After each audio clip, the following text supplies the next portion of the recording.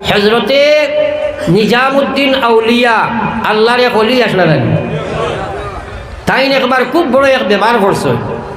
বেমারের যখন আক্রমণ দিত লগে লগে বেহুশ হয়ে যেতাম, বেহুশ হয়ে যেতাম। আস্তা দিল্লির এলাকার সব ডাক্তার কবিরাজ ঔষধ করিয়া বেমার ভালো হয় না। একদিন এক মুরিদে কইলা, হুজুর আমরার দিল্লিতে এক মানুষ আছে, ই বেটা হিন্দু মানুষ, কিন্তু যে কোনো বেমারির বা যদি খেয়াল করি একবার চাইলায় ই বেমার ভালো হয়ে যায়। হজরত নিজামুদ্দিন এই কথা শুনিয়া কইলা, দেখো তোমরা আমার এই বেটাগুর বাড়িতে নিও না। আর একবার বেমারে আক্রমণ দিছে আর তাই বেহুশ হইছ। আর সারা মুরিদ মোজা তকলে বইয়া লইয়া গেছেন ও বেটার বাড়ি। ই বেটায় চাইয়া দেখছে যে সময় আখটা এত বড় মহাপুরুষ আমার বাড়ি, তার দুনিয়ার হর কাম ছাড়িয়া আইয়া খেয়াল করি টান বাই ওলা একবার চাইছে, যেমনে চাইছে আর টান বেমার কমিয়া বালা হইয়া হুশ হয়ে গেছে। এবার পড়ি সুবহানাল্লাহ। যেমনে হুশ হইছে তাই চিন্তা করলা একজন হিন্দু মানুষ হে আমার দিকে চোখ দি চাইল আর আমার বেমার কমলো কারণটা কিতা? তাই প্রশ্ন করলা, ভাই তুমি যে আমার দিকে চোখ দিব আমার আকর্ষণ করিয়া বালা করি চাইলাই আর আমার বেমারটা কমে গেল, তার পিছে কি কারণ? তোমার চকুর মধ্যে কি আকর্ষণ? হয় সাহেব আমার চকুত কোনো আকর্ষণ বিকর্ষণ কিছুই নাই। তাই কয় না না কিতাব ব্যাপার হোক। ওই বেটায় কইল, সাহেব আমার একজন গুরু আছেন, আমার গুরুয়ে আমার একটা শিক্ষা দিছেন। আমার গুরুয়ে কইছেন এই পৃথিবীর যতদিন আমি বাঁচিম আমার মনে যেটা চাইটা আমি ছাড়ি দিতাম, মন চাকে জিন্দগি আমি ত্যাগ করে দিতাম, আমার মনের উল্টা জীবন আমি গঠন করতাম। আজ 10 বছর থাকি আমি সেই মজা খেদা করি আর আমার মন চাকে জিন্দগি আমি চলি না, মনের উল্টা জিন্দগি আমি চলি।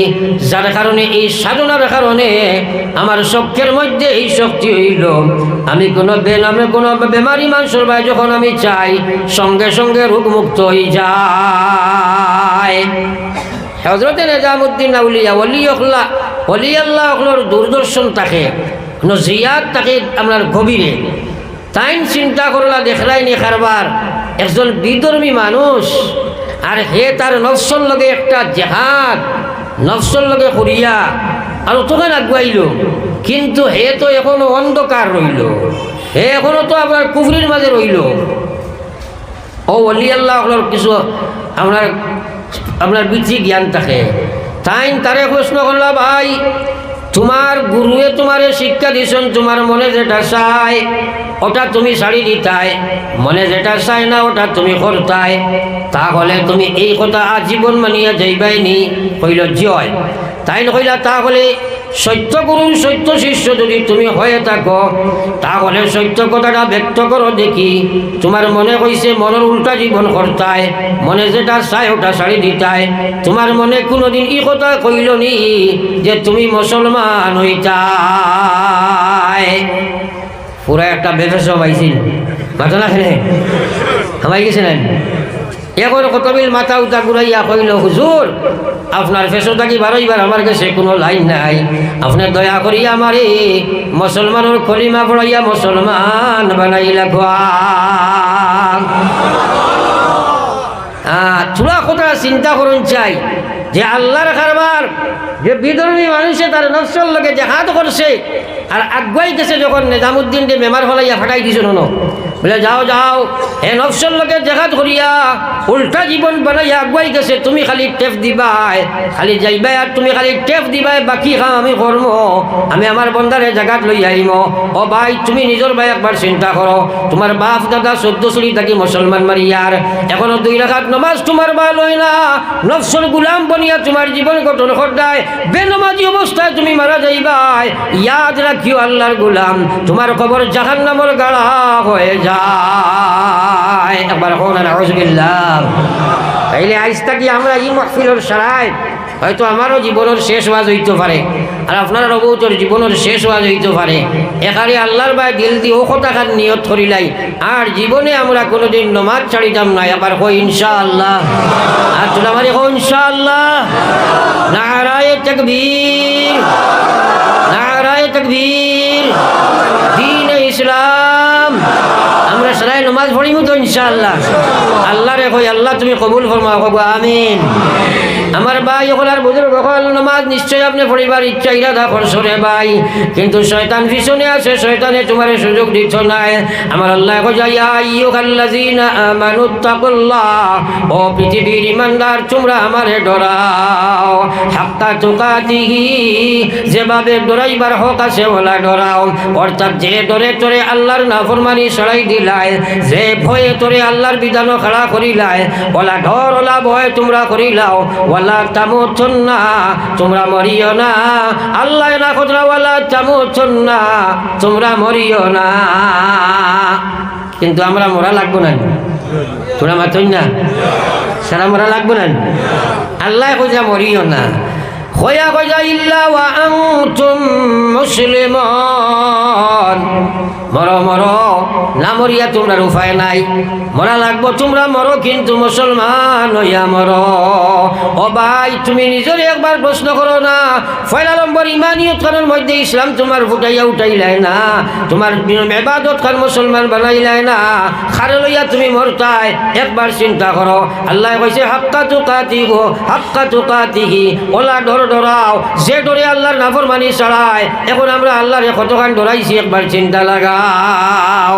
আমরা সারা আল্লাহ ডরাই নাই, খুব ডরাই তো। এখন ডর খান আসার লগত ডর নি, বেটায় বাপরে ডরায়, বাপর কথা মানে না, ডরাইছেন মাথা না। এখন আল্লাহ ডরাই, নমাজ পড়ে না, ডরাইলেন। আল্লাহ ডরাইয়া শুয়া ডরায়, কিন্তু সুদ খায় ও ডরাইছেন। আপনারা কইছেন এটা আল্লাহর লগে ডর হইল না আল্লাহর লাগি দুঃখাবাজি করা হইল না, মাতই না, দুঃখাবাজি করলাম না নি।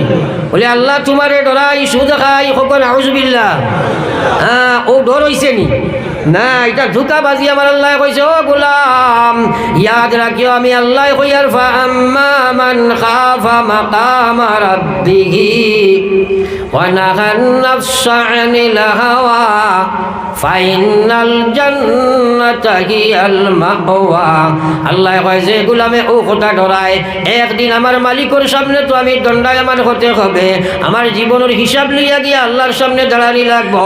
আমার আল্লাহ কয় যাওয়া নাহান নাফসা আনিল হাওয়া, সঙ্গে সঙ্গে খাওয়াইছে নফসানি, তার ভিতরে যেগুলা আছে, তার নফসে যত খারাপ দুঃখা দে এইগুলার থাকি সে নিজরে বাসাই লাইছে। তার ভিতরে কাম শক্তি আছে, ক্রোধ শক্তি আছে, লোক শক্তি আছে, তার ভিতরে এই যেগুলা আপনার পশুত্ব স্বভাব আছে, জানোয়ারের স্বভাব আছে, খুব বৈশিষ্ট্য আছে, এইগুলারে হে সংযম করে লাইছে, এইগুলারে দমন করছে, আমার আল্লাহর ভয়রে গালিব করছে, এইগুলারে মগলুব করছে, আল্লাহর ভয়রে উপরে রাখি দিছে, আল্লাহর ভয় করিয়া এগুলারে দমন করছে। আমি আল্লাহ জানাইয়া দিয়ার গোলাম তোমার লাগি আমি জান্নাত বানাইয়া রাখলাম। জোরে কই সুবহানাল্লাহ। এই জান্নাতে যাইতে হইলে আল্লাহর ডর এবং নফসর খিলাফ জিন্দগি বানানোর দরকার আছে না নাই? আছে না নাই? আল্লাহু আকবার। নিজে নিজের ব্যাপারে চিন্তা করো, নিজে নিজের ব্যাপারে চিন্তা করো। আল্লাহর কসম এই মাটির শরীরগুলোর নাম মানুষ নাই, এটার নাম মানুষ নাই। জিন্দগি খানো কাটারায় রে ভাই, দুনিয়া ছাড়া লাগবে, এর লাগে নিজের ব্যাপারে চিন্তা করো। আকায়ে নামদার সরকার দু আলম সাল্লাল্লাহু আলাইহি ওয়াসাল্লামের উম্মত, আপনি আমি নামাজ পড়তে হইলে 2 নম্বর কাম হইল শয়তানের লাগি যদি যুদ্ধ জেহাদ করবাই না, আল্লাহর বিধান মানাও সম্ভব নাই, আল্লাহর নাফরমানি ছাড়া সম্ভব নাই। শয়তানের বিধান নাফরমানির দিকে দাবিত করব, আল্লাহর বিধান ছাড়াই দিব। শয়তানের লাগি ইমানি যুদ্ধ করা লাগবো, ইমানি জেহাদ করা লাগবো, আমালের জেহাদ করা লাগবো, শয়তানকে পরাজিত করা লাগবো। এর ফলে তুমি আল্লাহর জন্য তোর মালিক বনবা। সব সময় আমরা শয়তানের তাবে চলিয়ার উদাহরণ দেখাই চাই। একটা ঘটনা উত্থাপন করতাম সেইয়ার যে শয়তান